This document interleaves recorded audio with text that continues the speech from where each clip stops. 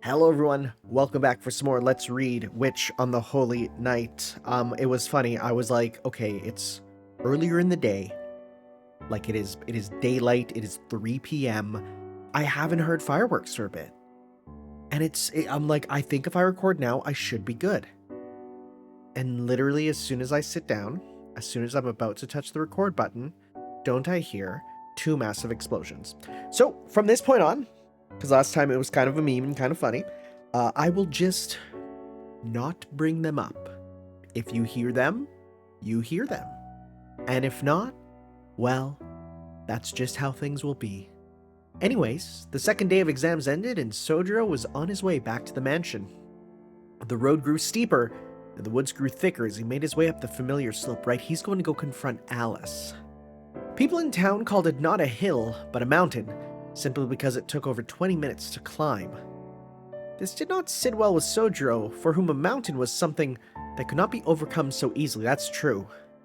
For city people, any steepish incline is a mountain, but for a country boy, the concept of a mountain is a lot bigger, right? It was interesting. We had a talk in our Discord recently about the idea of, is Sojiro like a religious mountain person, or was he in such survival mode that he never even did any sort of pomp or ceremony, right? Because those are 2 very different types of people. And we kind of came to the conclusion that it really feels like he was in such a survival mode that there would be no, what are those, like, where they do that, like the burials or the ancestor respecting. I feel like he wouldn't do any of those, right? I feel like even if he's like, he would recognize a Jizo statue, but he wouldn't do anything about it, like he wouldn't know. The road was paved, for one thing, and the canopy overhead let in plenty of sunlight to guide the way. None of the inclines were especially steep, and no animals lurked in the underbrush. There was no chance of losing his way, no reason to worry about getting lost.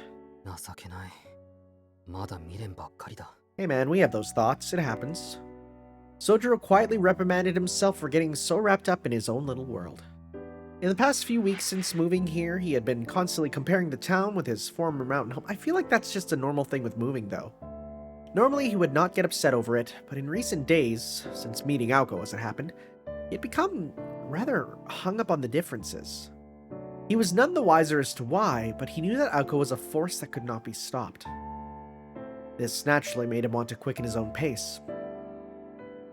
The mansion where they both lived was the antipathy of her lively personality. It stood out like a sore thumb, even in a town like Misaki. Some people said it was haunted. There were no ghosts per se, but it was inhabited by magicians, so their claims were closer to the truth than they could have possibly known.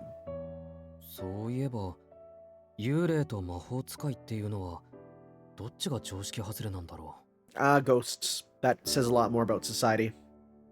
Lost in contemplation as he was, they're both real, so it doesn't really matter. Lost in contemplation as he was, the boy failed to notice how his own lack of familiarity with city life played into the equation. In any case, none of his pondering changed what needed to be done. Tomorrow was the last day of exams. That meant he only had a little longer until Aoko stopped taking responsibility for his safety. If possible, today was going to be the day when the mansion's owner accepted his continued residence there. Sojiro slipped between the trees encircling the mansion and walked down the naturally tree-lined avenue that led him to the front door.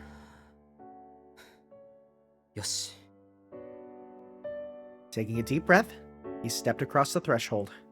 The drawing room was where he expected to find Alice. However, he found himself face to face with a most unexpected scene.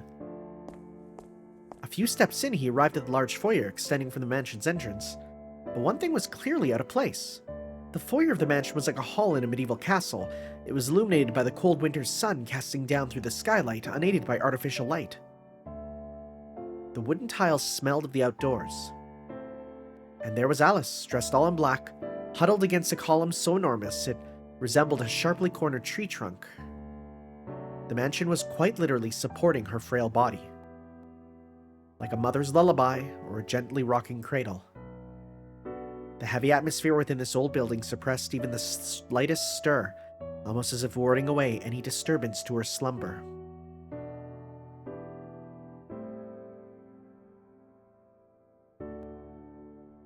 There she slept in the shadows of home. Hidden away from outsiders, her sleeping figure was enough to mesmerize anyone who laid eyes upon her. Sodro instinctively looked up at the ceiling out of sheer awkwardness. He wanted to surprise her, but not in this way. Her slender frame lay asleep by the fireplace. The scene was as beautiful as a painting, yet hard on his heart at the same time. Her slumber seemed breathless. She was too still, with not even a hint of movement. And yet, slumped against that frigid column under the cold winter sky, happiness appeared to be her blanket. A passerby would not be blamed for thinking she was in the most peaceful state of eternal slumber, death.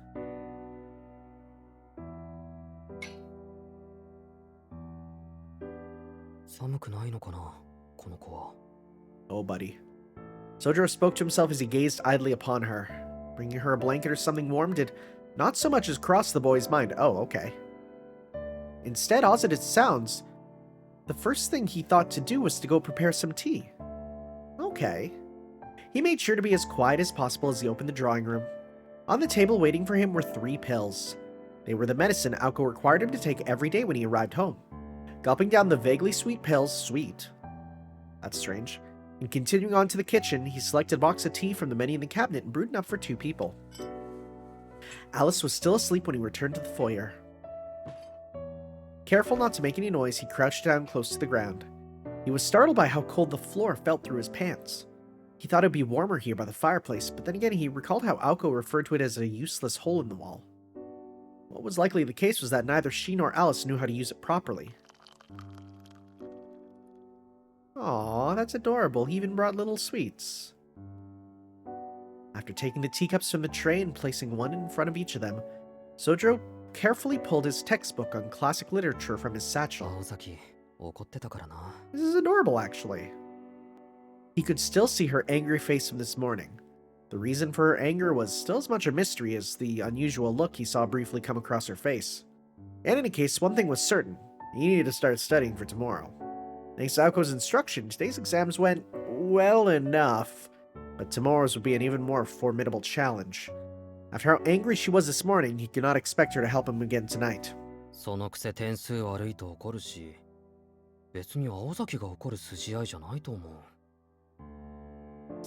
reflecting on the school, you know how it is. He complained under his breath as he cracked open his textbook. Apparently, he intended to spend his time in this fashion until Alice finally awoke. The sound of the pages turning was the only audible noise in the grand hall. There was no ticking of clocks, even though we literally just heard it, but okay, or rustling of leaves to disturb her sleep. After a few hours, Sodro quietly rose to his feet. The light that filled the foyer was beginning to turn from white to red. He glanced again at Alice as he stretched his stiff back. She slept in perfect stillness, just as she had this entire time. Sodro arched his brow in speculation. He had no idea what her normal sleeping schedule was like, so he had no idea as to whether he should wake her. Yeah. As if reaching the end of a long train of thought, Sodro gave a quick nod of his head and took his leave of the mansion. Today, work was a shift at the Chinese restaurant in Misaki's shopping district, the Mad Bear. Yo, that's a city, all right. I love city at night. Their uniforms had been made by someone with an obvious preference for garish colors. The orange apron was emblazoned with a cartoonish polar bear slashing a walk-in two with its powerful claws. That's sick.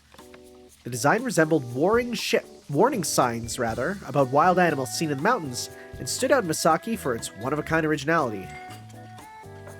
This was the Chinese restaurant The Mad Bear. Aside from its name and logo, the restaurant was the type of cheap hole-in-the-wall dive that could be found anywhere. It faced competition from the ever-increasing number of chain restaurants, though it had managed to last longer than other dining spots, having received rave reviews on a regular basis. The Mad Bear prioritized the personal touch, focusing on its local clientele, and thus made a point to offer home delivery. It had earned the affectionate moniker QKS, the Quick Stop Killer. Making these deliveries was Sodro's responsibility for the time being. Place Misaki within cycling distance fell under his domain. Oh, right, he can ride a bicycle. We knew about that. Yeah, right. Anything, place Misaki within cycling distance fell under his domain.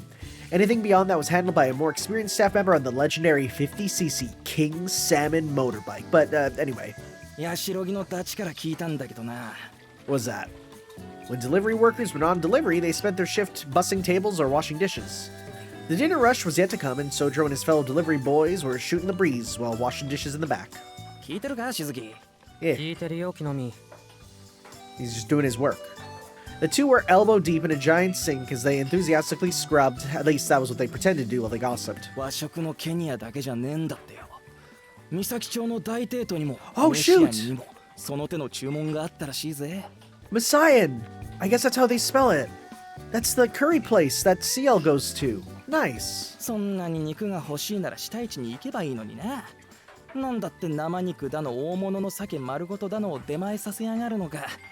This little reference to a very important restaurant for Kagetsu Toya.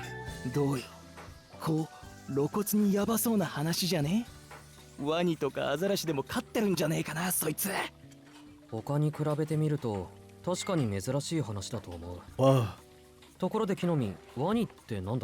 Oh, he just doesn't know.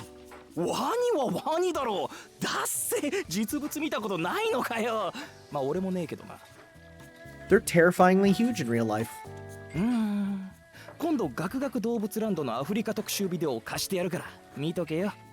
That sounds like some Discovery Channel thing, which I know they don't have in Japan, but that feels like a big 90s experience of, yo, I taped this Discovery Channel program, here you go, bro. This was a familiar pattern of conversation between the two, especially now Kinomi was used to Sojiro's lack of general knowledge. Their banter was interrupted by the delivery phone. The manager snapped up the receiver and quickly jotted down their order and address. Once he hung up, everyone in the kitchen did their best to avoid making eye contact with him. Nobody wanted to go rushing out for a delivery on such a cold day.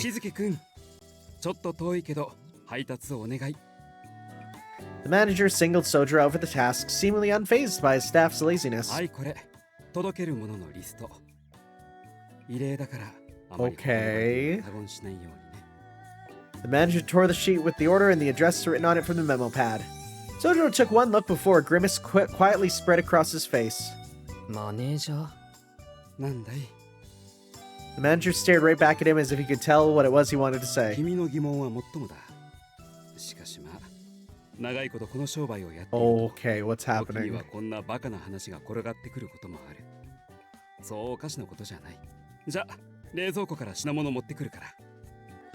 Sojiro stared in admiration as the manager, dressed in black, marched out of the kitchen in his all-business way. Nowhere was free from the odd occurrence now and then. Oh, that's aesthetic. That's so good. I love the city at night. Which is, again, so funny. I can just walk out and do that right now, but I won't. Uh-oh. It was after 10 at night. Sojiro had taken a small detour on his way home from work, and now faced an outraged Aoko as expected. Seeing her so visibly irritated made him feel a rush of relief. He did not know why she was angry, but he could tell it was a different type of anger than what he saw earlier that morning.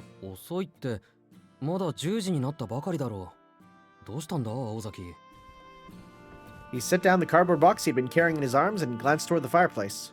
The sleeping girl was there no more.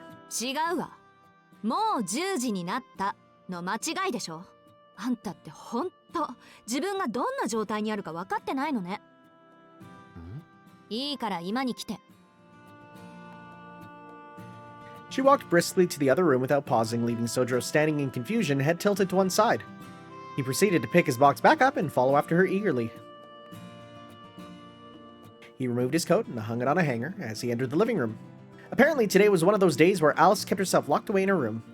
On the table were the familiar pills.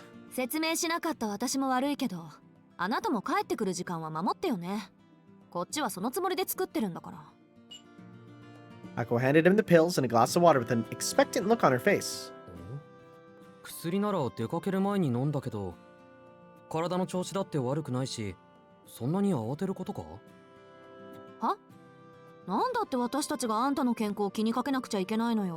Oh, has he been thinking they've been for health when they're actually for, like...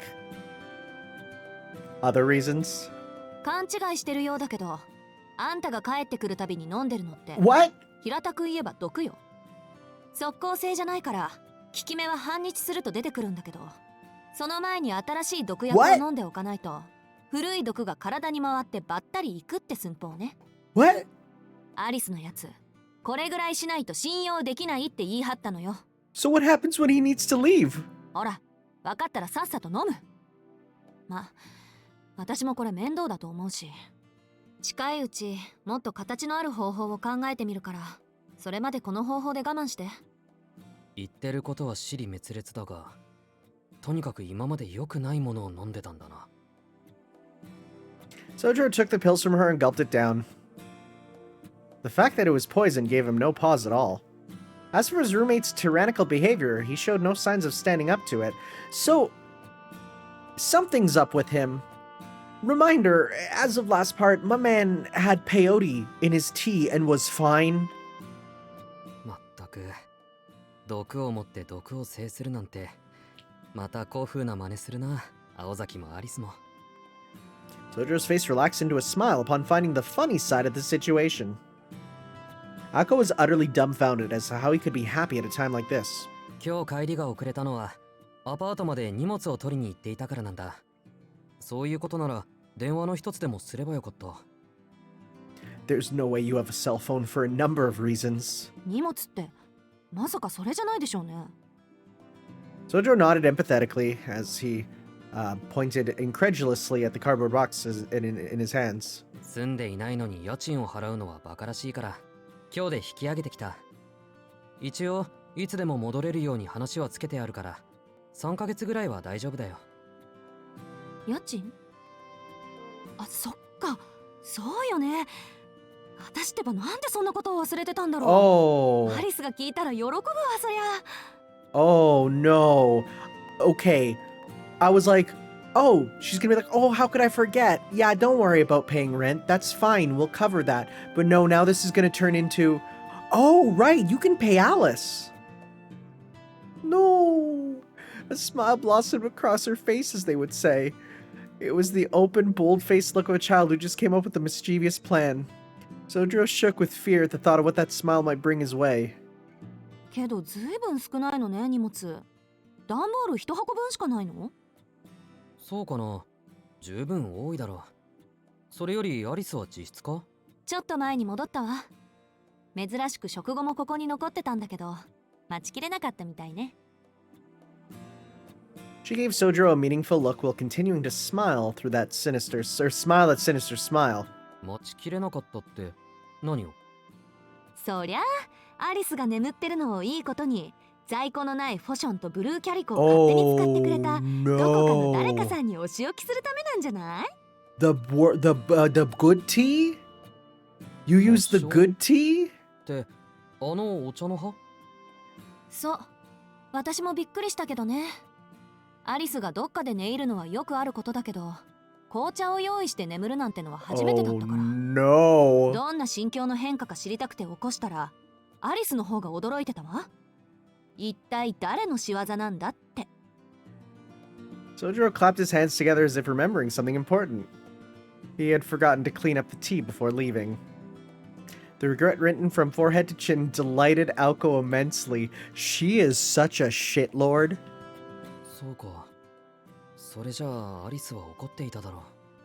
当然、コマドリがとばっちりでドリブルされてたしね。ああ、俺でも怒る。片付けをきちんとしないなんて、だらしないにも程がある。Sojiro harshly scolded himself for his failure. 論点違う。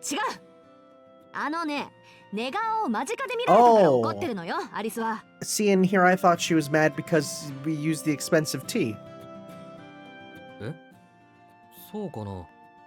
アリスはそういうのは気にしないと思うんだけど。あんたはそうかもしれないけど、私たちは気にするの。We are girls, you know. Aoko's glare was enough to make glass shatter. There was an indescribable intensity in the way she said that. それは青崎たち限定の話か？世間一般での常識よ。自分が気にしないからって他人もそうだと思ってると、いつか火傷するからね。でもそれだったらロビーで寝ているアリスにだって問題ないか？見かけたら放っておけないだろう、あんなの。その心意気は立派だけど、そこはそれ。この館の持ち主は彼女だから。この洋館内であなたが出会ったあらゆる不義不始末、失敗失態の責任は宗十郎に押し付けられるの。この意味、わかる？ Ako's question sends Sojiro into a trance of deep thought until he finally uttered, つまりここはアリスの自治領なんだな。 Yep. はい、よくできました。正確には私とアリスのだけどね。領主は何をやっても許されるってことよ。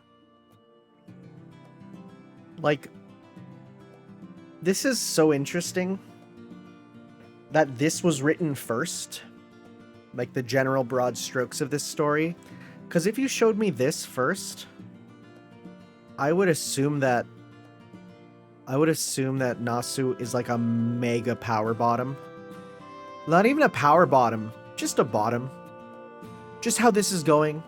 Just the straight up both femdom and findom right now. Both of them. Wow.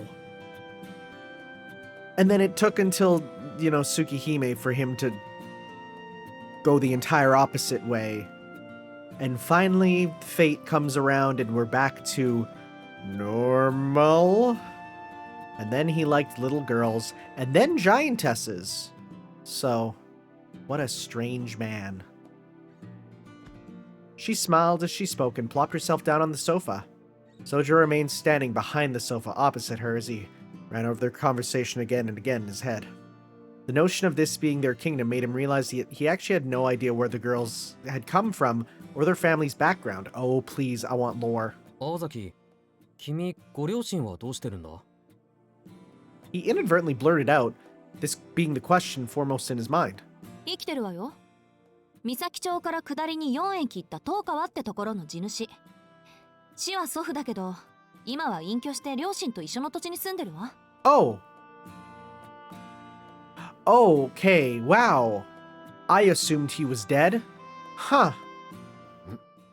そう聞くとなんだか普通の家庭だな。 So I try to imagine something more outrageous for a family of magicians. 両親はね、父さんにはあんまり魔術回路は作られなかったみたいだから、その分私には2世代分の潜在能力があるって祖父は言ってるけど、 That's super not how it works. But also gives me vague vibes of the Mato family. 宗十郎の期待してるような一族はどっちかっていうとアリスの方よ。私と違って英国出身だからね、彼女。 I want to be like, what's in England? Aoko offered nothing more, as if to suggest that was as far as she was willing to reveal for now. Sojiro had insisted on talking to Alice directly rather than hearing things secondhand, so he chose not to go back on his word by pushing the topic further. ま、詳しくは本人から聞きなさい。アリスの紅茶好きもそこから来てるんだし。そういえば、なんで今日に限ってリーフティーなんか入れたの？ティーバッグを使った方がまだマシだったでしょうに。青崎がそ Yeah. っちの方がいいって言ったじゃないか。 Come on. アリスは紅茶にうるさいって。 Aoko was momentarily at a loss for words. He seemed so oblivious most of the time, but apparently he was attentive to some details, at least selectively. ま、いいわ。それより明日の放課後だけど、また一人で帰ってくれない？年明けの行事があるんだけど、その場しのぎで行った餅つき大会が通っちゃってさ。明日も忙しいのよ、私。Alright, so I'm gonna be honest, one of the first things I've ever seen of Aoko was her dressed as a bunny girl. Well, that makes sense where we get that then. Bunnies and mochi. That's just logical. You might be like, what the hell are you talking about? Don't worry about it. Sojiro nodded in acceptance. In fact, he had already been planning to do so before she even asked. それはいいけど、体は大丈夫か、青崎。昨日から寝てないだろ夕方に3時間ちょい仮眠を取ったから調子はいいわ。そういうあんたこそ体は持つんでしょうね。She meant the all-night cramming session, of course. Needless to say, Sojiro was more than likely to struggle given that he too had not slept a wink. All he could do was give a relieved smile. He thought back to the days just after he transferred here, when she watched his every move from the sidelines and showed a startling amount of concern for him. う。いいよ。どのみち苦労するのは青崎の方だし、異例中の異例はありがたく受け取っておくとしよう。His cheer response grated on her, just a little. ほんと、くだらないことだけはしつこく覚えてるんだから。She heaved her shoulders in exasperation and dropped her head as an excuse to look away from the beaming smile on his face.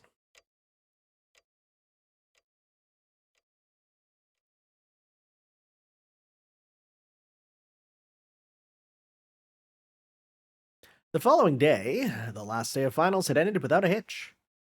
That final December hurdle was finally a thing of the past, for all but one student, that is. To Sojiro, the greatest challenge was yet to come. Uh-oh. My man needs remedial class. He bid farewell to his classmates, all jitter with excitement for the last day of term, and headed into the Shiro Inuzuka woods. The road home was no different than yesterday, like he was reliving yet another day striding up that hill. Yet today there was a fierce determination in his steps.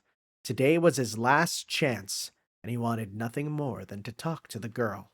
He did not care if she was cruel to him or ignored him, nor whether Aoko was being truthful when she said she could trap him in a mirror land or something like that.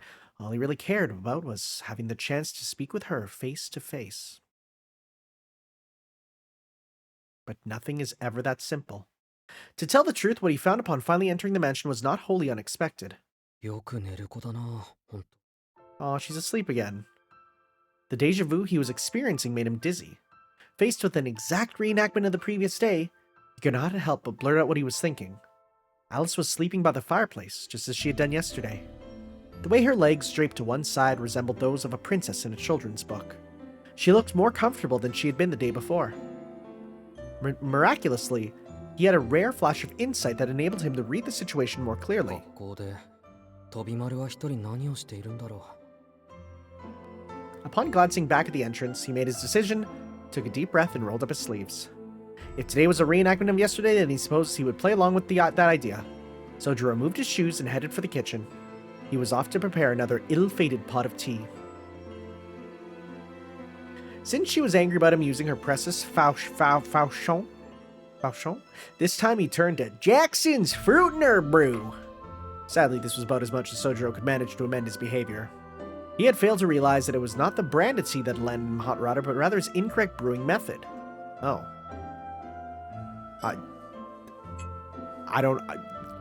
There's incorrect ways? Do you not just put it in there and let it steep, and then once you think it's done, is there other things to do? What? After filling the pot with tea, he carried it back to the foyer. His breath was visible in the cold air as he sat himself down by the fireplace. Sojiro took a sip of the fruity tea he prepared for himself and pulled his textbook from his bag. Exams were over now, but he had been instructed to take extra classes for the subjects from day one of school. Quite inevitable. The foyer was warmer than outside, but still far from comfortable. It was enough to make anyone yearn for a source of warmth. Sojiro dove into his electronics textbook in the winter-chilled hall. The class was not very popular, which is why it had been recommended to him in the first place. The fact that everyone who took it started on equal footing made it more appealing to him than other classes. 青崎の言う通り。 He downed the rest of the tea, having no appreciation for its flavor, and refilled his top cup. The tea was still warm since the ceramic teapot had excellent heat 文字で retention. 物事を覚えるのは苦手みたいだ。 He vaguely recalled their conversation as his eyes advanced across the page. The lack of lighting in the foyer was forcing him to rely on illumination from the skylight. The light cut into the room at a diagonal angle in such a way as to divide the foyer into light and dark areas, with the fireplace in shadow. The room resembled ancient ruins covered in ash, or perhaps the quiet, forgotten world of a faded fairy tale.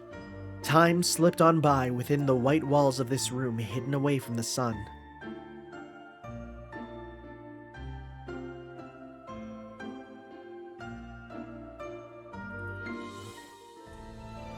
The minutes passed. This is such a good song. Wow, it's swelling. The minutes passed slowly for some time until the sound of a textbook slamming shut brought the room back to reality. Sojiro stretched his stiff back and eagerly got started on cleaning up. He put his textbook back in his bag, placed his cup on the tray, leaving Alice's sitting in front of her on the floor. バイトの時間だ。 Buddy, you're just not gonna have to talk, huh? He said unceremoniously. He spoke as if to convince himself that he had no other choice as he prepared to leave the sleeping foyer behind. But before he could... Oh, a sound behind him stopped him in his tracks. He turned around with his bag under his arm and tray in his hands. So as not to cause even a ripple in her teacup, he greeted her. Yeah. In a light, easygoing manner. She remained seated next to the fireplace like a black-eyed sleeping beauty. Her face was as still as a statue, almost no different than it had been in slumber. Looking at Alice now, he just realized how different she and Aoko really were. Aoko communicated her feelings openly, even if he never could quite tell where they came from. Her trademark expression of irritation would keep him guessing as to the reason she was saying, whoa, as to the reason she was angry. But to her credit, her emotional state was always clear. Alice, on the other hand, was completely unreadable. She might have been angry or then again sad, he could not tell either way. Her question gave him a sinking feeling in the pit of his stomach. He could not decide whether it was animosity or perplexity that he heard in her voice. If the former, this was likely to turn into a replay of their interaction from the other night. An image of the shattered bottle sprang to his mind. Sojiro knew his response would be extremely important, and after struggling for a few moments, he finally worked up the courage to say something. Just not the correct thing, unfortunately. そうだな。一口じゃ説明できないから。座るよ。He had no idea what the correct approach would be, so he simply did whatever came to his mind instead. She gave him no response. Her face said that she detested his presence, but he plowed ahead regardless. Sojiro took a seat and sat down the tray once more. Their eyes met. Her inscrutable gaze was enough to turn most people away. But the target of her animosity appeared not to notice it at all. This is the most, but he didn't notice anything at all face I've ever seen. それで何？ああ、遅くなったけど、こうして話がしたかったんだ、アリスと。Despite having suggested that it would take time to explain, he managed to sum things up succinctly. 私と会うことではなく。Huh? ん？そうだね。青崎とはもっと話したいところだけど、それよりは3人で話してみたい。Alice found herself out of kilter, unable to read his true intentions. Wait, what? Where are we going with this? Huh? Sojiro continued on, none the wiser to her bewilderment. 青崎は普段からアリスとは会話がないって言うんだ。それが俺のせいなら困るし、俺のせいじゃないならもっと困る。せっかく同じ場所にいるのに会話がないなんて、もったいないと思うんだ。Each word he spoke was heavy with emotion. Alice remained utterly unable to discern this boy's intentions. All she could parse was that there was something he wanted from her. But what could that be? What she found even stranger was that he was not speaking to her from a place of fear. あなたは私が怖くないの？ああ、だってそう言えるほど、俺は君をよく知らない。Boy, innocence is thy name, isn't it? Her gleaming eyes looked like they were made of polished quartz. His response had not been what she expected. He spoke with pure honesty and unfettered truth. Such boldness, however, did not actually upset her. Their conversation ground to a halt, if you could even call it a conversation in the first place.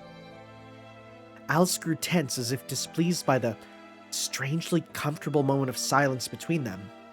Sojiro endured her cold stare, showing no sign of flinching. 話。私と話をしたいと言ったでしょ。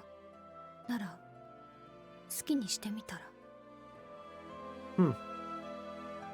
It was more a challenge than an invitation. He had neither a topic on hand, nor were they intimate enough to strike up casual conversation. Nonetheless, her challenge hanged in the air, waiting for a response. じゃあ、あの鳥の話を。 Please. ほら、そこにいる青い鳥。Yeah. たまに見かけるんだけど、君の飼い鳥か？それとも、ほら、なんて言ったかな。プロイだっけ？あの鳥もアリスの使い魔？ Wow. Wow, you're catching on pretty quick. Her eyes let slip for a moment, a very natural response. It was an annoyance, such as that which one might feel toward a troublemaker. あれもプロイだけど、私とは何の関係もないダッチョウ。Oh. ずいぶん古くからいるだけで、私もよく知らないわ。Yeah, again, it makes sense it's the ploy, being the blue bird of happiness. But that's interesting. ん？じゃあ勝手に住んでるのか、この家に。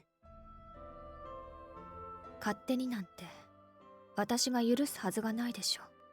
Is it like the ploy of the house? ロビンは本当に役に立たないけど、あんなのでも母から譲り受けたものだから。Oh.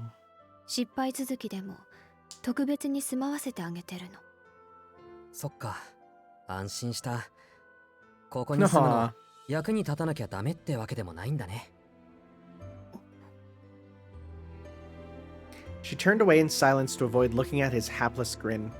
Thus began Sojiro's very lengthy monologue. It started with his part-time job, then moved on to the school. Next came the amusement park and random gossip around town, and last the subject of rent. He spent all of 20 minutes on mindless small talk. Then he ran out of things to say and finally stopped. ごめん、アルバイトがあるから、もう行くよ。And that was that. After finally getting his long-awaited chance to talk to her, he realized he had no exit plan in place. So he returned the tray to the kitchen, placed his bag in the foyer, and headed to the door.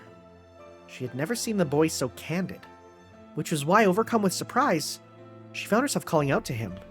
待って。She had no reason to do so, yet she called out anyway. ん？何？その、今日はポットがあったけど。うん。昨日の反省点だったから、結局使ったのは自分だけだけど。そう。そのポットはコーヒーとの兼用だから。Alright, so that's how you ハー screwed ブティ up. ーには合わないわ。That makes sense. Sojiro's eyes grew wide in shock. Now he remembered there had been all sorts of cups and teapots in the cupboard, each one specially designed for a different type of tea. なかなかに奥深い。あれかな。慣れないことはするもんじゃないってことか。She let out a vexed sigh. どうして私を起こさなかったの？ Either she had not heard what he said, or she had been waiting this whole time for a chance to ask that. In any case, her question abruptly interrupted his stream of thought. He fell silent with introspection. The thought of waking her had not so much as crossed his mind either that day or the previous one. 言って、起こす気も、起きることも期待していなかったのは。Her eyes were filled with animosity. Lies were useless against such an all-piercing gaze. The setting sun transformed the foyer into a battle of life and death. Lies or deceptive answers would not be permitted. Amidst the palpable tension that filled the room, where any move, wrong or otherwise, was likely to get him killed, he felt pain rather than fear. Alice's voice was icy cold, preemptively rejecting any response he was to give. The boy vaguely imagined a newborn chick that had fallen from its nest, struggling to survive on its own. It gasped, hanging onto a thread of hope, yet detesting where the thread hung. 言わなきゃいけないか。 Alice nodded じゃあ sharply. 言うけど、別に深い考えがあったわけじゃない。単に寝た子を起こすのは良くないだろ。 Yeah. He's just being normal. 冗談は聞いてないわ。冗談じゃないよ。眠っているのならそのままでいいと思ったんだ。話はしたいけど、それはまた目が覚めた次の機会にするべきだって。随分と悠長なのね。青子があなたを守るのは今日までだって聞いているけど、私に取り入る機会はこれが最後なのに。それともあれだけ忠告されておいてまだ何も分かっていないの？ He had not. He swore to her, agreed to her terms, and gone as far as to sit face to face with her to get to know her. Surely he thought that was enough to escape death. And she believed as a mage that his naive goodwill and simple-mindedness were all the reasons she needed to execute him. Trivial misunderstandings would only make things worse at this point. そりゃ何もわからないよ。魔術とか魔法とか、たった数日でわかるもんか。はっきりしているのは、アリスも青崎も言ったことはきっちり守るってことだけだ。ならどうして？ Her gaze said what she really wanted to ask. She wanted to know why he did not beg for his life. She knew the answer. She saw the look on his face when he turned to leave without so much as trying to wake her. A look of resignation. What on earth had it meant? どうしてって、そう言われても困る。そうだな。機会が訪れなかったのなら、それはそういうことだと思ったのかもしれない。Man's like, if I die, I die. And that's just how it'll be. God, big mood. 君の寝顔はそれぐらい、なんていうか、判断に困った。青崎とは違う意味で、簡単には関われないと思ったんだ。Sojiro struggled to find the right words, but said what he was feeling in the moment anyway. He'd seen a sleeping witch of the wood who clearly needed someone's help, yet sought the help of no one. そう。でも、しずきくんは関わろうとしているのね。その機会は訪れなかったのに。機会はやってきたよ。なんで、こっちも今日ぐらいは自分の勝手にして無茶をしたくなったんだ。しずきくんの言う通りなら、私はあなたを拒絶するしかないのに。まあ、そこが難しいところなんだけど。Sojiro glanced at the entrance. He had no reason to. He just felt an urge to do so. 多分、そこを解決したがってるのは俺だけじゃないと思うよ。He muttered as if speaking to himself, but it was clearly meant for her to hear. Alice knew full well how poorly he understood the situation. All of this was one giant misunderstanding on his part. His tiny gesture of goodwill, pitiful and pure, resembled that of someone reaching out to help a dying kitten. Boy, that sounds familiar. For Alice, doing so would be akin to clutching the thorns of a rose. She felt pain in her chest for the first time in quite a while. けど、私はあなたの同居を認めてはいないわ。She addressed the floor at her feet to avoid showing him how truly she felt. If he had, he would have seen that her face looked just the way Aoko's had earlier. だろうな。それはきっと今は解決できない問題だ。でもそのうち何かの気まぐれであっさり終わるものかもしれない。だからその時までアリスはずっと俺を嫌っていていいんだと思う。My man is being peak agreeable. Like he is being like the best he can be in this situation possible. This is the best. Like he could not do better. He's like, you will probably still hate me. And that's okay. But it would be nice if we could work something out in a way that we can all agree on. And as soon as possible, I will get out of here and can continue on with our lives. Right? Like that is the best way to handle it. And it just goes to show you how mages are, that they're just like, just kill him. Like she's just like, I'm just gonna kill you. Her gasp of breath was like a response in itself. To suggest she could keep hating him, she had once wished to hear those words so dearly, if only the once. 大体だぞ。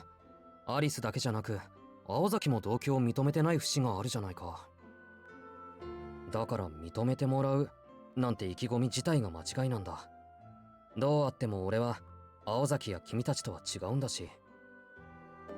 となると、あとは我慢してもらうしかない。難しい話だけど、一緒にいても邪魔にならないぐらいなら、その可能性は上がらないか？ Thinking that of course it was possible, thinking that of course it was possible, but if it were that easy, none of this would have been necessary in the first place, Alice nodded in agreement. There was no way he could have planned for things to work out this well. But his plan in fact had worked, if inadvertently, from the moment the conversation began. 例えば、あなたが隣にいても眠っていられるぐらいに。そうだね。例えばの話。Beaming, Sojiro stood up and left the foyer. Alice did not stop him this time. He had a newfound spring in his step as he headed to work. But something gave him a moment's pause. 実際、覗き見は趣味が悪いと思う。He complained aloud to make sure a certain someone overheard him. Is it the bird or is it Aoko?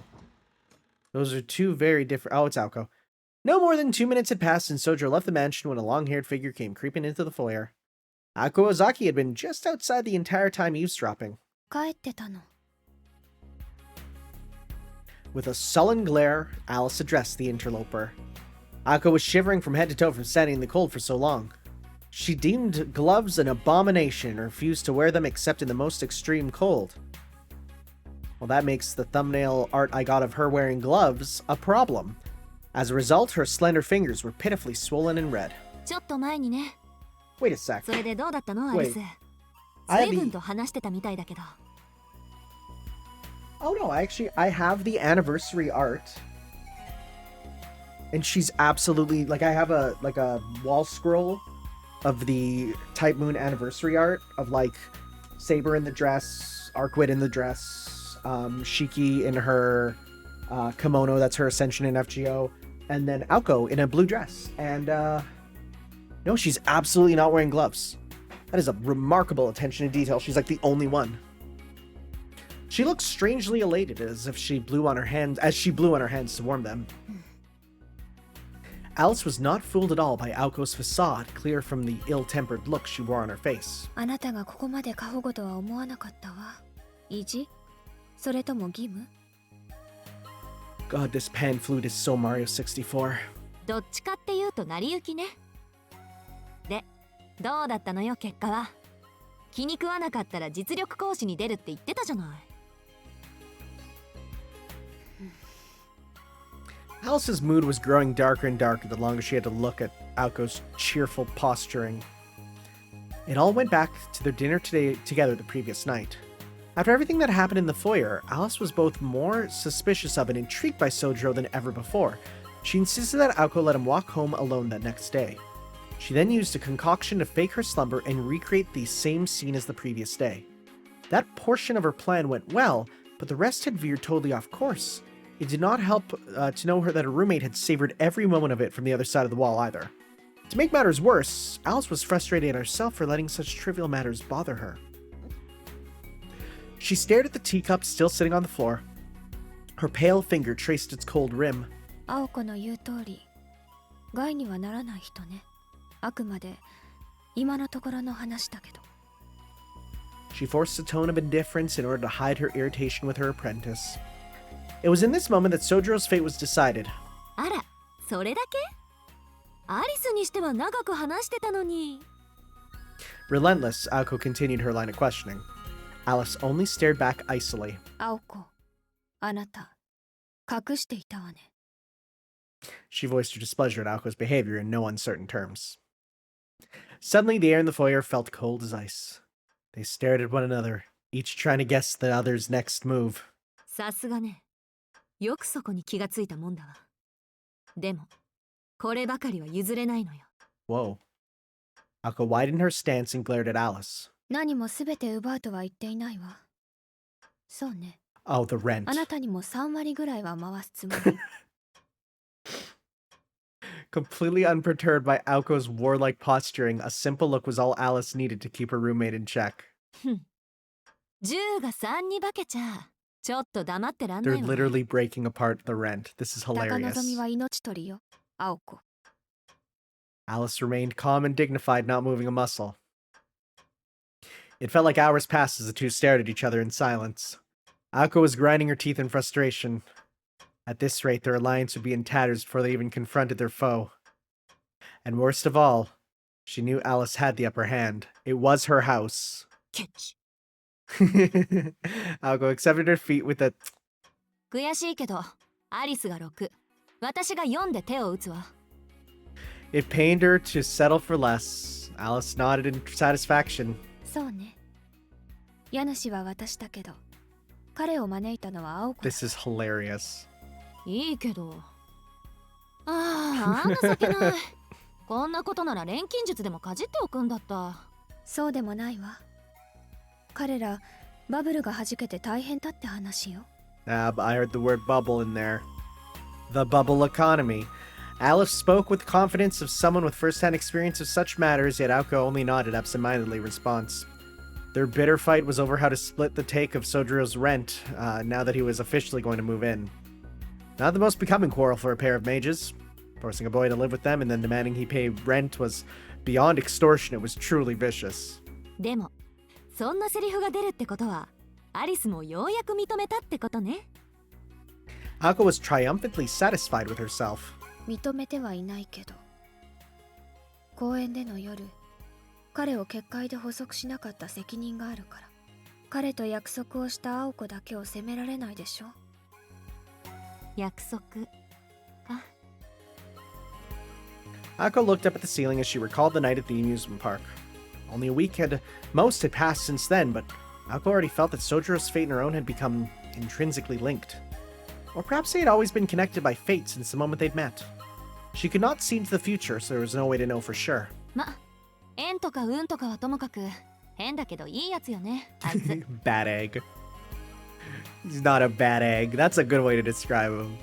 A thought uttered to herself in self-confirmation more than to Alice. Alice could only look on in annoyance, perhaps in an attempt to voice her displeasure at her comment. 青子、あの傷を知ってる？ Okay. 傷？ Alice raised her slender fingers to her mouth as if to push the words back in. She had blurted it out in the heat of the moment, a secret that no one else was supposed to know, but that which one couldn't keep to herself. Hmm? Ako tilted her head in confusion. So. Are we just not going to... Alice looked relieved for some reason. Her sudden antipathy towards... That's the word that we're going to keep using, huh? Towards Ako had dissipated as well. 幸せな人。 Said Alice as she took a sip of her cold tea. She made no attempt to explain who was fortunate or why. A moment later, her beautiful face contorted in revulsion. まずい。 She abandoned the cup to the floor once more, her black dress unceremoniously scrunched up as she stood. Just one sip of the underbrewed tea sent her fleeing to the drawing room to remove the bad taste from her mouth. As soon as she was gone, Aoko hesitantly took the teacup in her own hands. It was almost certainly better left untasted, but she could not help but wonder how Sojiro's tea could arouse such a strong response. After one small sip, she returned it quietly to the floor. だからティーバッグにしろって言ったのに、あのバカ。 Dang. How bad can you mess up tea? The expression on her face was identical to that of her roommates. How do you mess up tea that bad? Whoa, the last chapter was Are You For Real? And now this one is Are You For Real? That's pretty good. That's pretty good. So... Martha? Martha. Martha. Chapter 6. Chapter 7. What is Martha? Looks pretty short compared to some of the other books here, so what's Martha? Well, there's the glass. The mirror. Walking around the mansion at night often led to mysterious encounters. Mist might suddenly fill the hallway, or doors might appear and disappear. Just when Sojiro thought he had seen it all with pig-shaped shadows mending the carpet, he heard the sound of a bird's flapping coming from the sunroom. 何事? As much as he had become accustomed to turning a blind eye to such occurrences, the sound of flapping wings in the sunroom was too much to ignore. And not just one bird or two, it sounded like dozens. So many birds packed in the sunroom would inevitably lead to shattered windows and broken glass. Sojiro grabbed a broom and dashed towards the sound, prepared for the worst. Perhaps he was moved by his natural impulse to help or desperate self-defense. His mind flashed what a teacher had said at school. 皆さんも部屋の整頓は心がけてくださいね。人間の自制心って環境に流されるらしいですから。 I was expecting him to bring up Alfred Hitchcock's The Birds. ほら、それまで犯罪の少ない町だったのに、一つボロボロの家ができただけで、近隣住人がみんな自堕落になるというあれ。Okay, kinda disagree there, buddy, but alright. 環境への無関心さがすさんだ精神を作り上げるとか眉唾ですけど、正直なところブームだからって盗んだバイクで走り回ったり、学校の廊下の窓ガラスとか割って回っちゃダメですよ。At the time, school gangs had garnered a certain reputation among the youths. 窓が割れると心が荒れる。 Sojiro appreciated the basic message of the lecture as he ruminated over it. The thought of broken windows had given him a sense of urgency, as if the mansion's very moral foundations were at stake. His roommates were harsh enough with him already. Anything further would only lead to rampant rumors at school about their cruelty. He had to protect the honor of the student council president. It was also concern for his own safety that sent him rushing to the sunroom, However...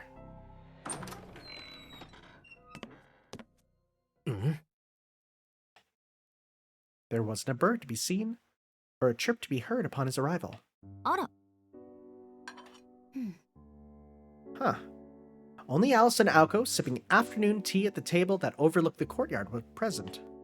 The dozens of birds Sojiro had sensed with his mountain intuition were nowhere to be seen. 今ここに鳥が来なかった？アリス、見た？さあ、もう見えないのならいないということでしょう。だって、いないよ、鳥。Huh. It was a lie so blatant even Sojiro could see through it. そんなバカな。He knew for a fact that he had heard the flapping of a flock of birds. Unable to accept that there really were no wild animals in the room, Sojiro approached the window with suspicion. There were no feathers or any signs of birds having been outside either. あ、夕食、鳥鍋？ Of course. Of course, Aoko would say something like that as she watched Sojiro search desperately. あいにく今日のバイトは魚屋さんだ。イワシでよければ土産にするけど。イワシか？私、あのパイ嫌いなのよね。いえ、むしろイワシのパイとか食べたことないのよね。Oh, you're the type that just assumes you won't like stuff before you try it. Ako's stand-up routine was far ahead of its time. That was comedy? Okay. Sojiro backed away from the window and begrudgingly left the sunroom. Feeling Alice's all too familiar, inscrutable gaze upon his back. なんだい、アリ。 Just as he opened his mouth to ask her what she wanted. Dang. Yo, bird up. A blue comet crashed into his head. It needed no explanation. It could only be Robin, the mysterious bird that appeared frequently in the mansion. There he is. Chirp, chirp, chirp, it shrilled accusingly. The truth was, the tiny aggressor that assaulted him just now was the greatest of the mansion's 7 wonders.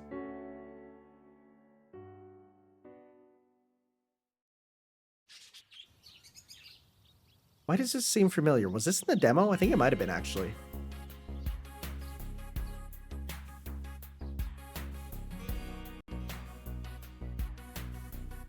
Yo, beats. It's a good soundtrack.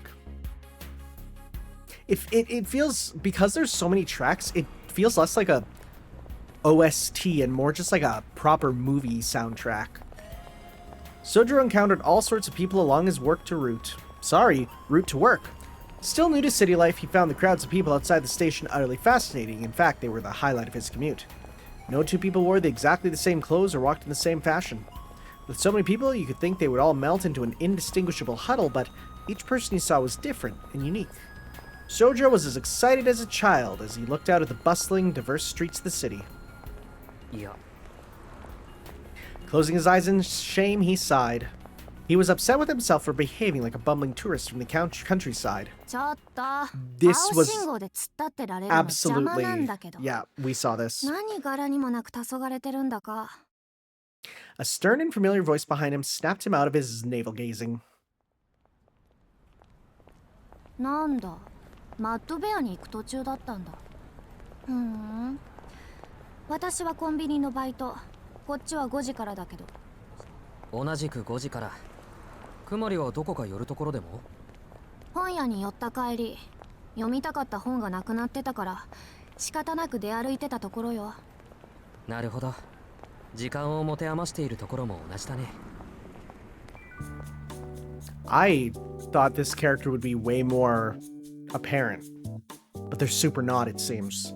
Because this is only the second time we've met her, and we are only learning her name the first time, and it's in an optional scene. The girl who greeted him was Kojika Kumari, a work friend who was also in the same year at Misaki High. Though it would have been more accurate to say she was looking for a pretext to fight him rather than greet him. To Sojiro, Kumari had been the first person in the city he could look up to, which is ironic, because she is shorter. Oh god, the repeated jokes might come back. They'd met at his first job, where she insisted he wasn't cut out to work the register after many mistakes and convinced him to quit working at convenience stores altogether. In the end, she introduced him to his current job at the Chinese restaurant The Mad Bear, a much better fit for Sojiro. 何その無理やりな顔。なんか元気ない。いつも以上にイラッとくるわ。しずきのいいところなんていつもピシッとしてる背筋ぐらいなのにみっともなく丸まってるし。もしかして悩みとかあるの？マッドベアにタチの悪い先輩でもいるとか。それなら話ぐらいは聞いてあげるから。Though her tone was stern, her eyes were earnest. Having grown up in the city herself, she was irritated by virtually everything Sojiro said and did. Nevertheless, she still treated him like an equal. Introducing him to his current job was just one example of her sincerity. いや、別に悩みとかそういうんじゃなくて、不思議なことがあったというか、珍しいものを見たというか。Sojiro could not find the words to explain his situation, but that did not stop him from trying. There were no problems with the Mad Bear to speak of. He liked it just as much as his other job at Uotatsu, the fishmongers in the shopping district. In fact, his problem had nothing to do with work at all. No, his problem was a certain blue bird that would not stop pecking at him recently. 鳥につっつかれる？何それ、小さい悩み。でもまあ、青い鳥っていうのは確かに珍しいわね。Ignoring the existence of blue jays entirely. いや、珍しいのは外見の話じゃなくて。He stopped, unsure of how to proceed. Words alone were not enough to convey the bird's plump body or the sound of its chirping. I've seen this edited into so many funny things. I've seen the milk falling over. I've seen lots. It's so good. 綺麗な青色と言ったらマウンテンブルーバードだけど、日本にはいないわよね。青いツバメだったらいるかもしれないけど。いや、ツバメじゃなくて丸っこいんだ。図鑑で調べたんだけど、どうもコマドリっぽいけど。I'm not going to say it again, but it's absolutely a chickadee, but it's fine. 青色のコマドリは存在しない。しずきは縁日の青ひよこって知ってる？知らないわよね。いい、そう面白い話じゃないから忘れて。 I've definitely talked about this before, but that's the inspiration for Blaziken in Pokemon. それよりそのコマドリって1話だけなの？ああ、1話だけだ。つがいは見当たらない。It also might not be male. We've just kind of assumed that. 突然変異だとしたらちょっとかわいそうね。生まれた時から最後の1話だなんて孤独にも程があるわ。どんな鳥かは知らないけど、次に見かけたら優しくしてあげたら。自販機で10円を拾うぐらいの幸運は運んでくれるかもよ。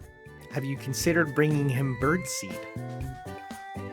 Her words were perfectly kind, but he could hardly sympathize with the creature after all the painful pecking to which it had subjected him. He wouldn't have called the bird lonely either. いいじゃない、小鳥1羽ぐらい。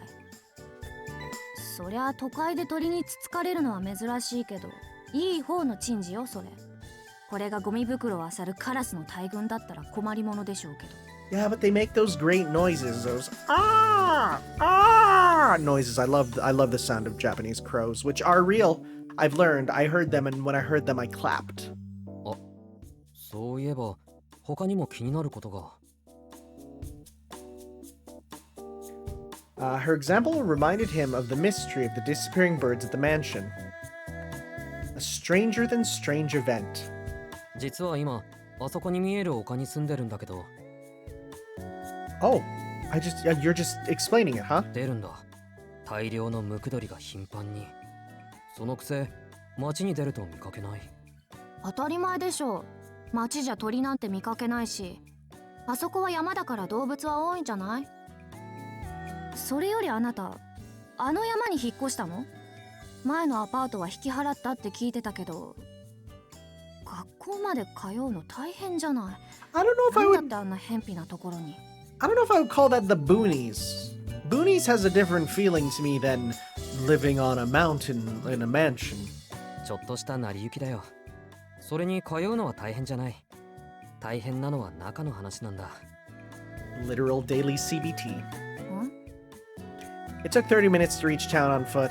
The 40 minutes to the nearest convenience store would have been the real kicker for most people, but for Sojiro it was no inconvenient store. The real problem was the dark forces behind human understanding that lurked within the grounds. すまない。それはクマリに話すことじゃなかった。それより今の話だ。町には鳥が少ないと言ったけど、どうして？単に環境に適応できなかったのよ。何？鳥の話には随分と食いつくわね。しずき、動物好き？ I mean, it was one of the only few things he knew about in the mountains. どちらかというと好きな方だけど。That is such a no thoughts head empty thing to say.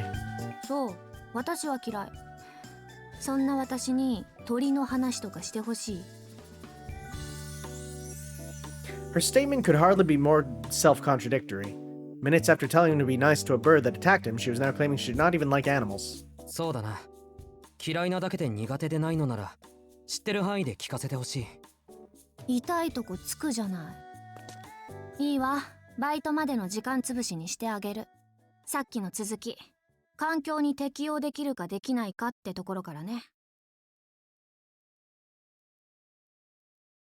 What are we doing for 今 this でこそ bird? こんなだけど、岬はここまで大きな町じゃなかったんだって。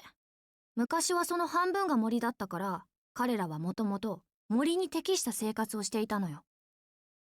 The way Kamari addressed them was of note. Whether she liked them or not, she seemed to at least have some respect for them. でも近代化した町じゃ自然のサイクルも成り立たない。人間ってのはまず環境を自分たちの都合に変えるから。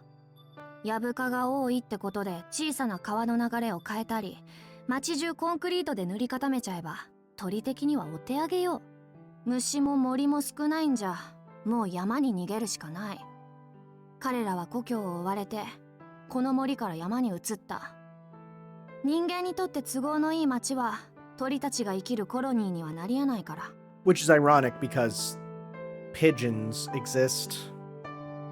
そんなことぐらいで減るものか？その姿を見なくなるぐらいに？そこまで極端じゃないとは思う。現にあなただってムクドリを見てるでしょ。比較の問題よ。町には人間が多いから鳥の姿は余計希少に感じるだけ。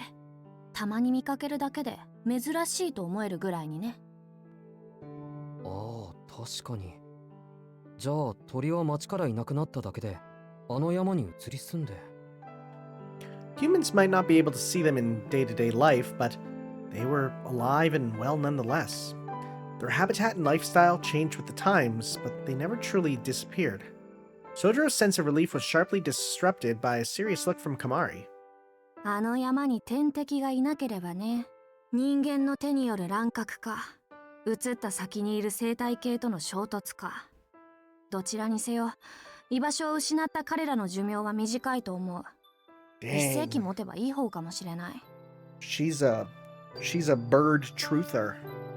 Out here talking about how birds are gonna die. 旅行鳩の例もあるし、気がついた時には取り返しつかないのが動物と人間の関係よ。旅行鳩？ Yeah, can you actually explain? I don't actually know. そう、 Like 旅行 carrier 鳩。 pigeons? 体長は40センチほどもある大型の綺麗な鳥。オスの翼は深い青色で、胸は鮮やかなエンジ色。オレンジ色の目は嘘みたいに愛らしくて、その羽は時速100キロで長い距離を旅するの。 Her voice had a certain tenderness to it. She was daydreaming about birds she had never seen in the flesh. 北アメリカにいた鳩でね。春は南から北へ、冬は冬越えのために北から南に移動するの。今から100年以上も前の話よ。彼らはかつて地上で最も繁殖した高等動物だった。 Whoa. 何しろその数は50億。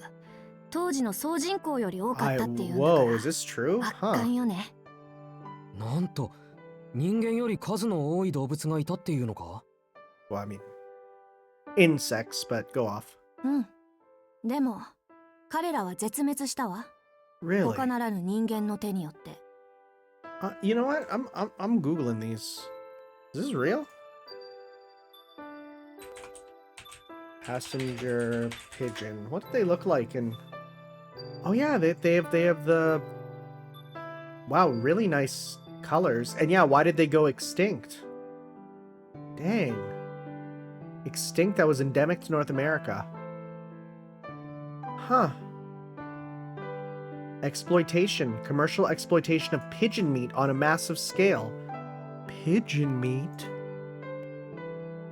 Who's... Huh. 16世紀にヨーロッパからアメリカ大陸にやってきた探検家たちは空を覆い尽くすほどの鳥の群れを見た。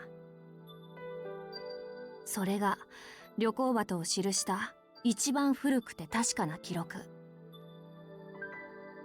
まあ私も本で知った知識だけど、 Dang. 太陽を隠してそのおびただしい数で森を覆って雪のように糞を落としていく光景なんて今じゃもう夢物語でしょうね。でも当時の人にとっては悪夢だった。旅行鳩一羽一羽は美しいフォルムをしていても、それだけの数が集まればそれはもう暴力なんだから。彼らはその時点では森を破壊し人間を脅かす悪魔のような存在だった。 Dang, look at that. 営巣地は 10km にまで及んで1コロニーにつき5万羽近い鳥の鳴き声が響いたのよ。一瞬にして風景を変えるほどの鳥の群れと世界を覆うほどの鳴き Sounds 声。 like a 冒険家た stand ちが救ん ability. だのもうなずけるわね。 It doesn't sound like a thing of nature. It sounds like a gosh dang like power. 一つの住処に5万羽 Sojiro trailed off as he attempted to count the number with his Sojiro, my man, that is... You can't count to 50,000 on your fingers. You could barely count the number of people in the crowd outside the station. That would be far beyond his capacity. でもそんな数の鳥を人間の手でどうやって。ええ、当時誰もがそう思ったんでしょうね。でも話は簡単だったの。人間にとって旅行鳩は脅威でもあったけど、渡り鳥の胸肉は美味しいでしょ。よく鍛えられてるから。 Oh, yeah, there we go. We're talking about そ it. んな食材が空に向かって鉄砲を撃つだけでバタバタと落ちてきたとしたら、あなたはどうする？まあ身も蓋もないことを言えば、旅行鳩って鳥は簡単にお金にできる生き物だっ Dang. た。かくして狩りは延 All 々と right, 続けられた。 right. We heard about this. 落ちた鳥は羽をむしられて塩漬けの樽に押し込まれて次々と出荷された。それはもう狩りですらなかった。ただの消費。人間側は労働の実感も作業の手間すら感じなくなっていた。その頃旅行鳩は1羽1セントで手に入れることができたんだって。 Yep, ここで言うならたった1円。 that is equitable. ほんと信じられる？その国最小の通貨1枚で売買される命がこの地球にはあったなんて。 That's something to think about. Kamari spoke as if reciting from a textbook. Her voice, nevertheless, had a certain darkness to it. Was it pity for the slain birds or disgust for her fellow man? Either way, the passenger pigeon's fate was a cruel joke carried on by humanity. Typical, some might say. Poor Sojiro had yet to comprehend just how typical that side of humanity was. けどそれはまだまだ序の口で、本番は19世紀に入ってからだった。人間の旅行鳩狩りはますます熱狂していった。学校で習ったでしょ？ゴールドラッシュ。南北戦争を経てアメリカ合衆国は急激に成長していく。 Alright.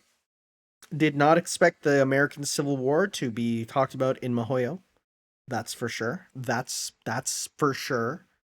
Fun fact, my great grandpa found a gold strain in Canada, and it's named after our family now, and we have stake in it. 西欧からの移民は増え続け、1870年には4000万もの人口に達していたわ。そんな移民たちの胃袋と財布を満たす材料として旅行鳩は最高の獲物だった。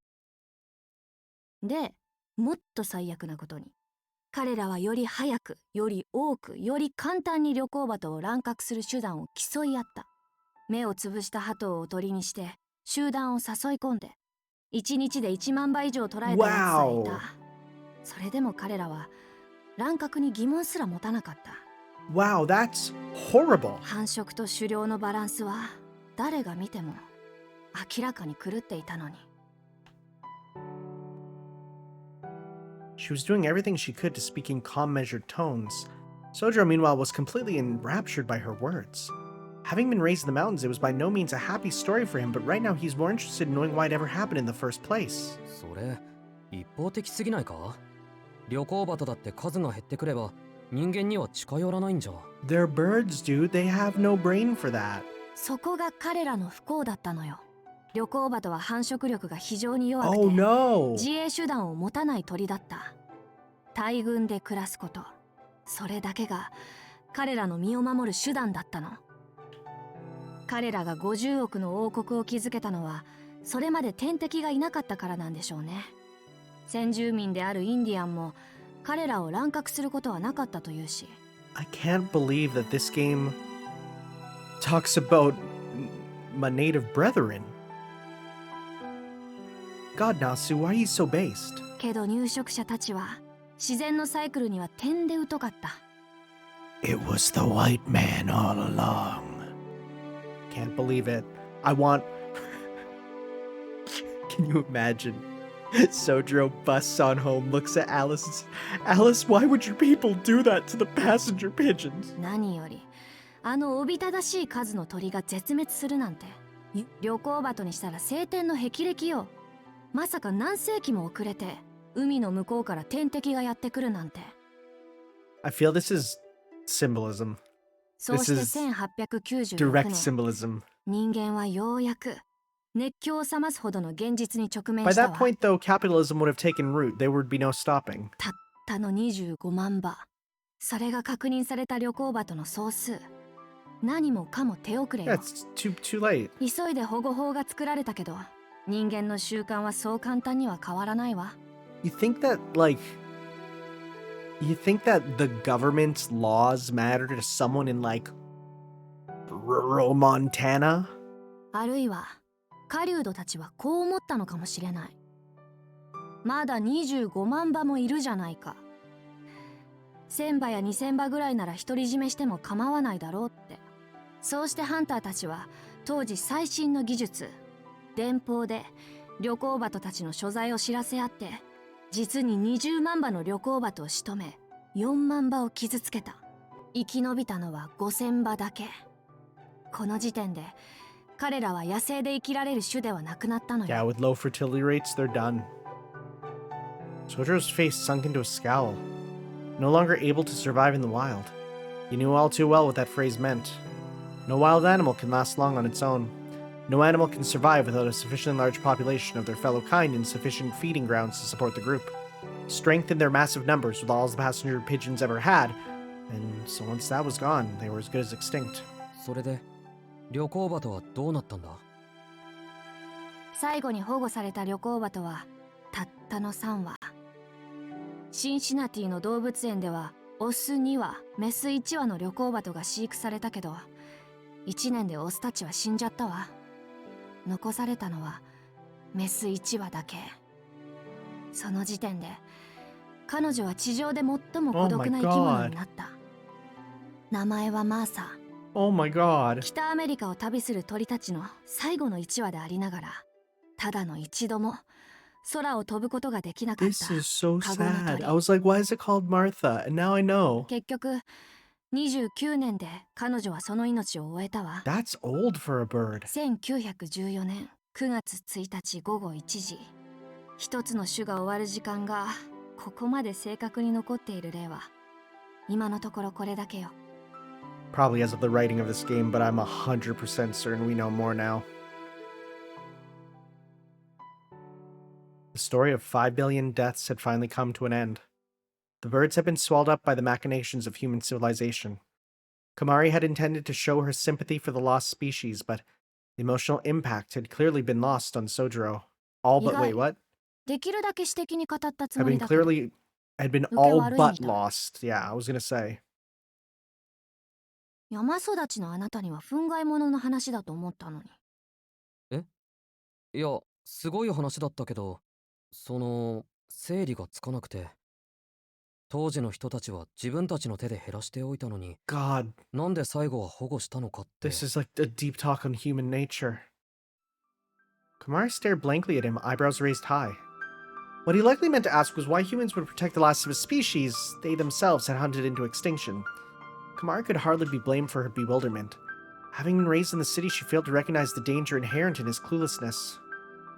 He felt neither anger toward humans for their base selfishness, nor sympathy for the birds, who remained in their natural habitat, even at the cost of their lives.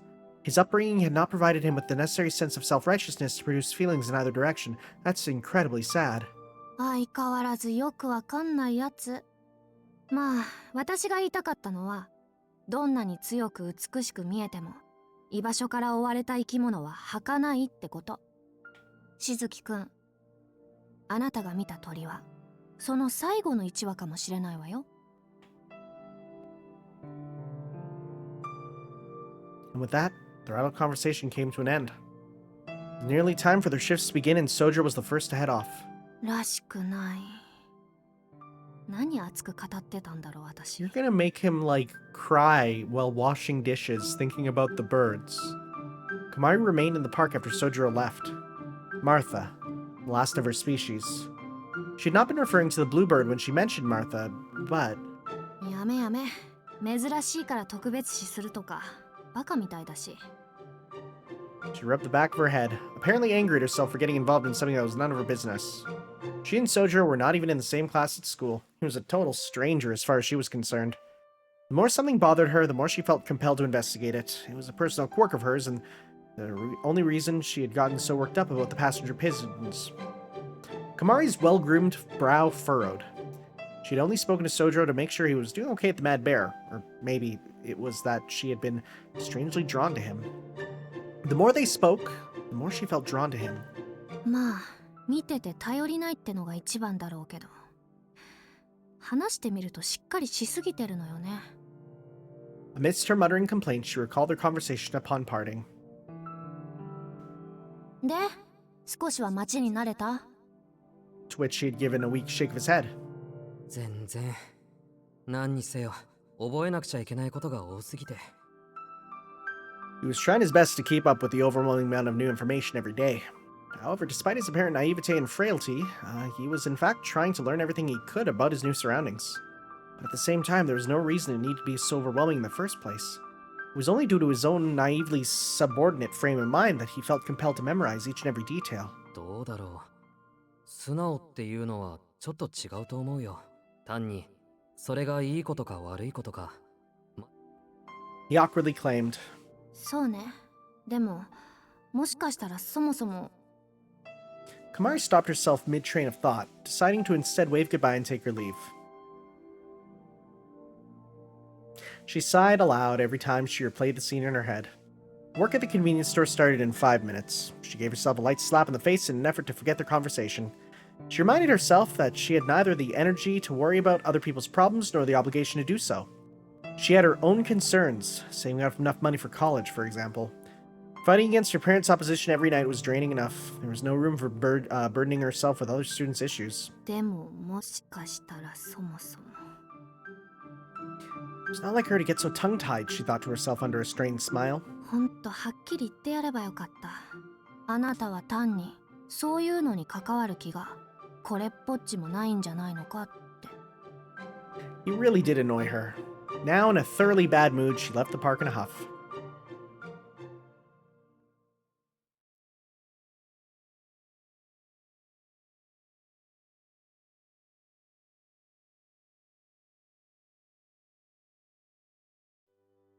When Sojiro entered the drawing room after work with a gift of sardines for his roommates, he came face to face with Alice sitting on the sofa.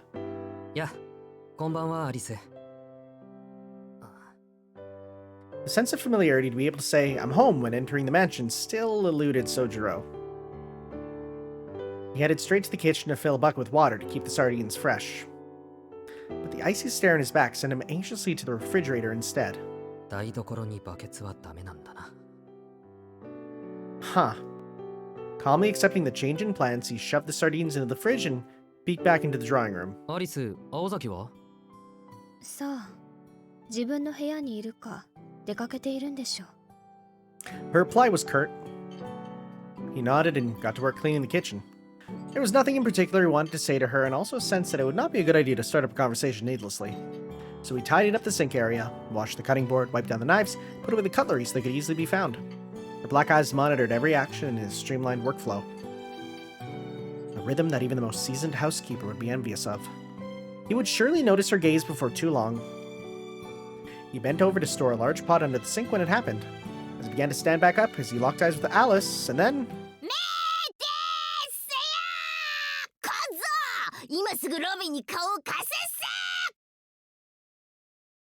Huh? Who? Can he talk? Before he could make another move, he felt something slam into the back of his head, a bright shock of blue. He knew what it was without looking. It could only be the mansion's bluebird. Who said that?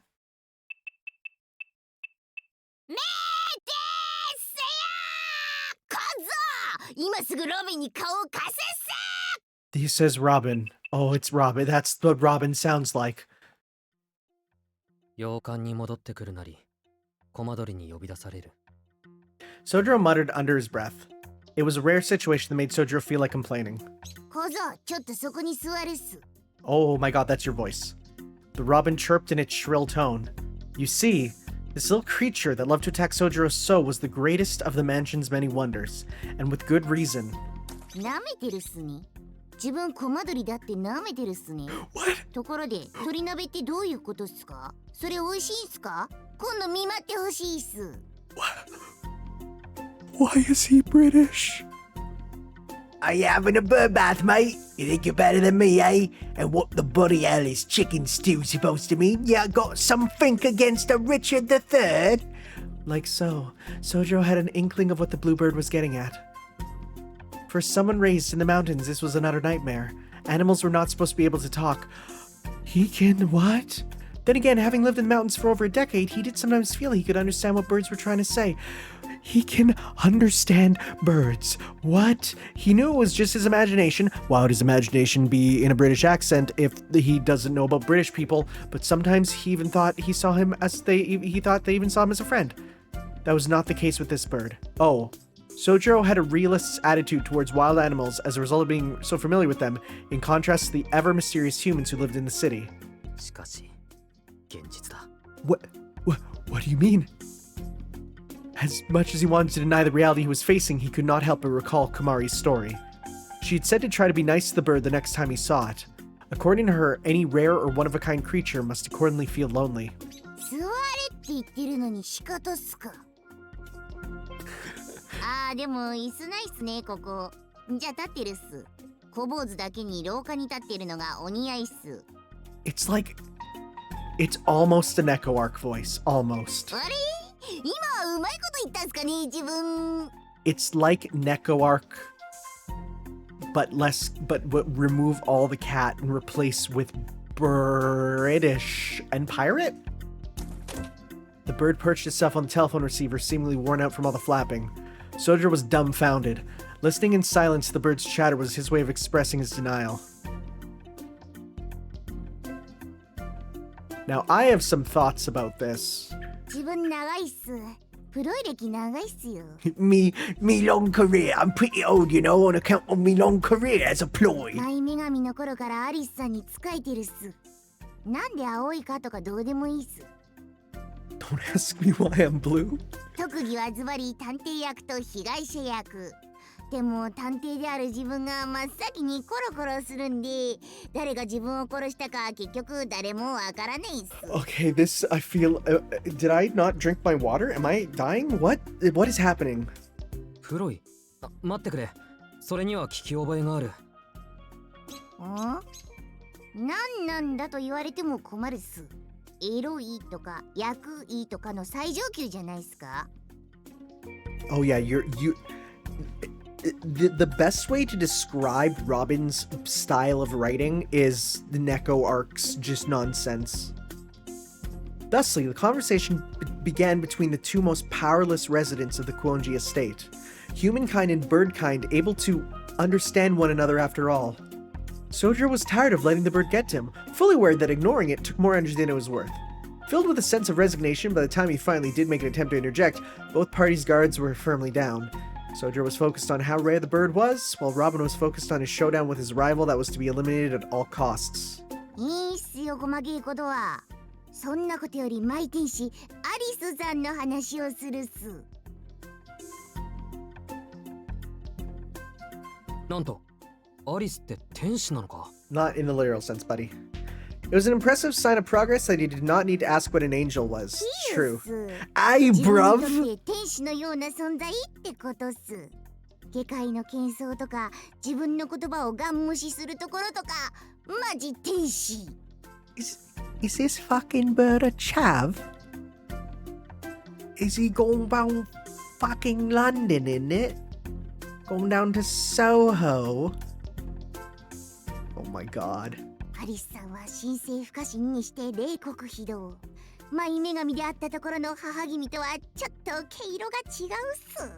I wonder if this is because it doesn't sound like they're going Kansai. Not exactly. 正直母君ちょっと育て方間違ったっすね。 And oh my god, wait. Is this entirely because of the fact that she comes from England? So they're making it British? そうか。そりゃアリスにもお母さんはいるんだよな。My man, everyone こ does. の家にはいないようだけど。イエス。悲しいことに見まかられたっす。 In it? あの頃は前衛の鳥が鳴いたっす。アリスさんに負けないぐらい美しかったっす。あとでアルバムとか見るっすか？6ペンスで手を打つっすよ。 What in God's name is happening? いや、そういうのは本人の許しがないと。Sojiro said earnestly, as he tilted his head. The reason for his unease was also due to the fact that he had grown more interested in Alice than before. Despite his detached and passive attitude, he was still a young man like any other after all. イエス。それはそうっすね。お前シャバ像の割にいいこと言うっす。人の過去花とかみだりにしちゃいけないっす。ところでアリスさんの子供時代の話とかしていいっすか？自分シャバ像の知らないアリスさんを赤裸々にアピールして精神的上位に立ちたいっす。 So, real question. Does this bird no. Who the frick is this? Who? Yurihiko Tokitsu? I don't know who that is. When did you appear? I was coming to see if one of these silhouettes would be turned into the bird. あ、いや、だからそういう話を。安心しろっす。アリスさんには黙っておいてやるっすから。 What? A little what? まずはあれっすね。 Wait. 自分とアリスさんが初めて出会った時のメモリーを聞くっすよ。アリスさん見えて Is that Cockney Rhyming Slang? なかったっすからもっぱら自分が話し相手っつうか。 Rabbit and pork is Cockney rhyming slang.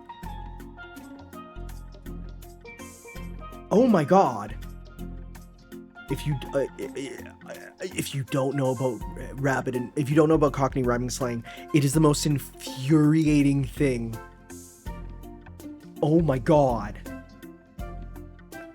It could an example of it in a sentence would be, you know, it couldn't arf rabbit and pork, like cause the way Cockney rhyming slang works is they go rabbit and pork, well that's talk, right? Like they kind of do that. It's the most ridiculous. I hate it. ほら壁相手にカコーンカコーンってピンポン玉打ち返すゲーム、あんな感じっす。アリスさんのメモリーはおよそ14年分。じゃあ1年目から行くっすよ。あ、いや、だから。行くっすよ。 Oh my god. もう誰も自分は止められないっす。 Oh my god, this bird. This bird was trouble. The word bird brained had taken on a whole new meaning to Sojiro. If he were stuck here listening any longer, he would have a feeling he might hear something he would not be able to unhear. すまない。そろそろいいかな。 With a wave of his hand, he attempted to flee to the attic above the second floor. ちょ待つっす。ここからがいいところなのになんで去るっすか。スカーレット・オハラっすか。激動の主人公気取りっすか。 Scarlett O'Hara. Who? Who?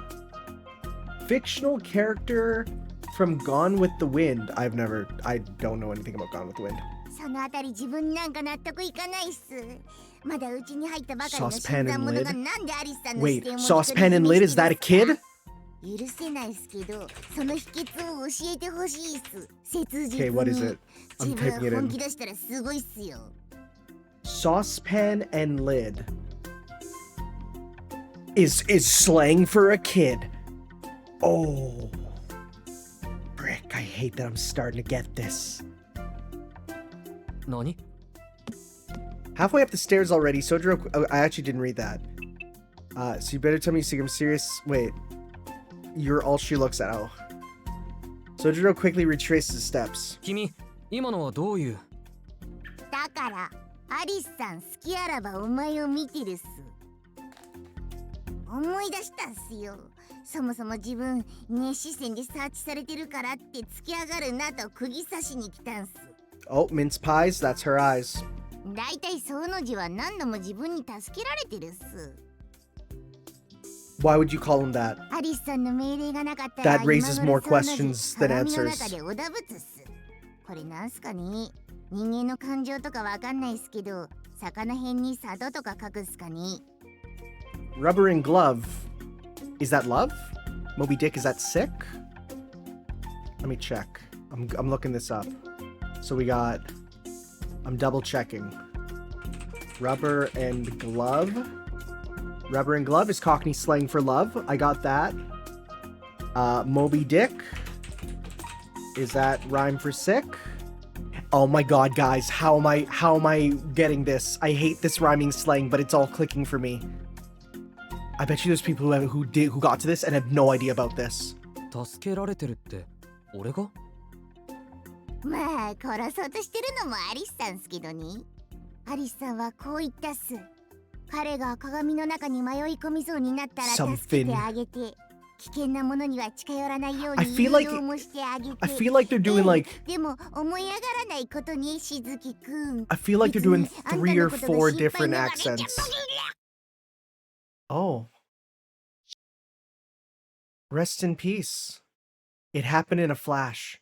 With a swift, unhesitating strike of her hand, Alice squashed the bird right then and there as it sat on the telephone receiver standing in the foyer. Her pressed palm continued to pin it down. The bird's crushed form resembled a bright rubber ball, like what a child might play with. アリスさん暗いっす。そして痛い。体中の血液がくちばしからこう。 The bird raised a mighty uproar. これの言うことは気にしないで。Look at him down there. Alice returned to the drawing room, taking the bird with her. Her dark silhouette cloaked in shadow was the complete opposite of the gaudy little bird. Sojiro folded his arms as he stood alone, no less confused than before, and whispered, こうしてますます疑問は増えていくのだった。 Up at the night sky visible through the skylight. First year at the Quanji estate. First year? Are we doing a time skip after this? I'd be cool. Kind of doubt it, but that'd be cool. Alright. Righto. Alright guys, thank you for watching. Next time we'll be moving on to the next chapter. Are you for real? I can't believe we had Cockney rhyming slang. That is ridiculous. So ridiculous. Anyways, guys, thank you all for watching. We'll see you next time for some more Let's Read Witch on the Holy Night. Ciao.